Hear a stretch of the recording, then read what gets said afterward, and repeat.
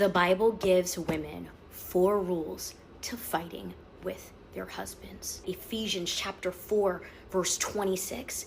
It says, "Be angry and do not sin, and do not let the sun go down on your anger, and give no opportunity to the devil." The Bible doesn't tell women not to feel.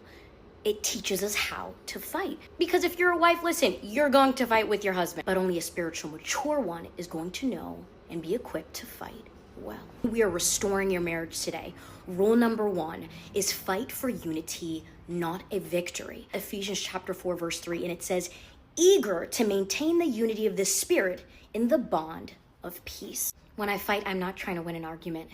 It's my duty as his wife to protect the atmosphere of our marriage. And so sometimes the most spiritual thing you can do is offer silence when your flesh is demanding that you prove a point. Peace isn't weakness, it's power under control. Rule number 2, remember who your real enemy is. Ephesians chapter 6, verse 12 says, "For we do not wrestle against flesh and blood." Your husband is not the enemy, Satan is. The enemy loves to twist your words and magnify misunderstandings.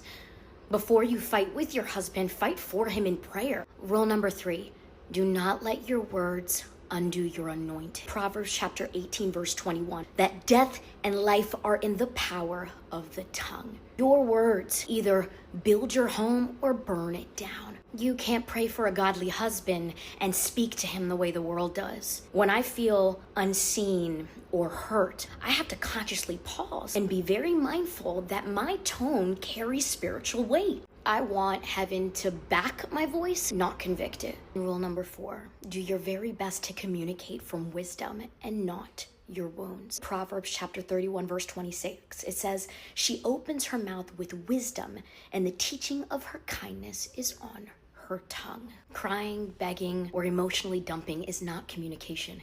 It's pain trying to find a language. You ever wonder why you can clearly communicate and problem solve at work, but yet at home you fall apart? That's because healing is learning to feel deeply and still speak with wisdom. You can be honest and still remain honorable. You can fight and still be holy. You can not agree and still protect your covenant. You have the ability to be in pain and still respond in power. So the next time conflict arises in your home, honey, I need you to ask yourself, am I fighting to be right or to be righteous?